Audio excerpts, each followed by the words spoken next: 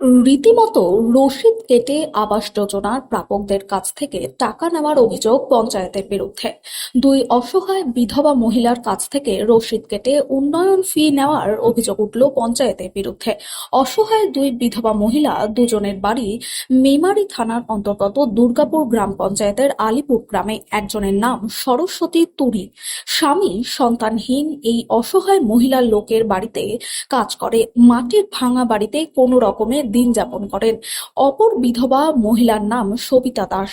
বিবাহযোগ্য কন্যা ও এক পুত্রকে নিয়ে কোনো রকমে দিন কাটে তাদের। নুন আনতে পান্তা ফুরোনো জোড়া তালি দিয়ে সংসারে মাথা গোঁজার ঠাঁই বলতে একটা ভাঙা কুঠির। দুজনেই মুখ্যমন্ত্রীর দেওয়া বাংলার বাড়ি প্রকল্পে বাড়ির প্রথম কিস্তির ৬০,০০০ টাকা পেয়েছেন।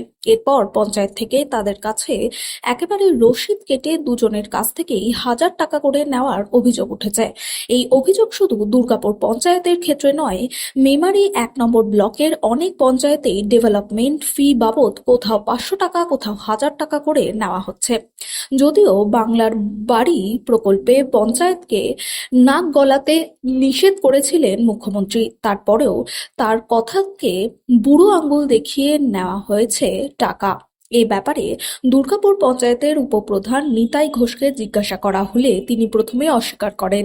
তিনি জানান, কোন ঘর প্রাপকদের কাছ থেকে কোনো রকম টাকা নেওয়া হয়নি।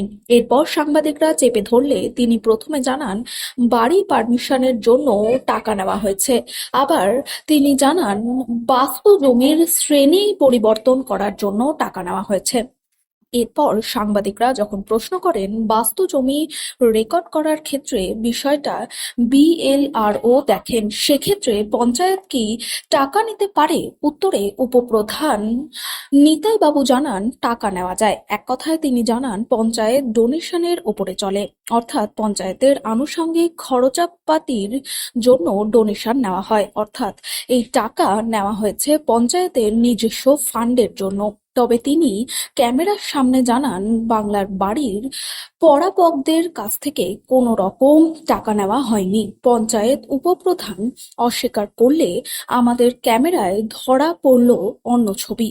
এই দুই অসহায় মহিলা যাদের একবেলা আহার জুটলে অন্য বেলায় কি খাবে চিন্তা করতে হয়, তাদের কাছ থেকে পঞ্চায়েতের পক্ষ থেকে যে কারণেই হোক এই ১,০০০ টাকা করে নেওয়া হয়েছে।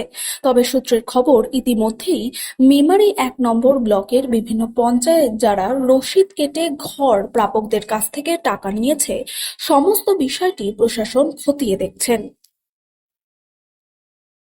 আহ, আপনি কি জানেন যে এরকম মুখ্যমন্ত্রী মমতা বন্দ্যোপাধ্যায়ের নির্দেশ আছে যে কোনো রকম পারমিশন লাগবে না এই ঘরে বা কাউকে কোনো না, রকম আমাকে টাকা? কেউ কিছু বলেনি তো। হ্যাঁ। কেউ কিছু বলেনি এরকম কথা। আর যে সদস্য এসেছিল আমাদের এখানকার, হুম। কি নাম ওই সদস্য? অজয় অজয় বিশ্বাস, মনে অজয় হয় চন্দ্র। অজয় চন্দ্র বিশ্বাস। অজয় চন্দ্র। আচ্ছা। উনি কতবার এসেছিলেন? উনি আমার বাড়ি আসে নাই এখনো।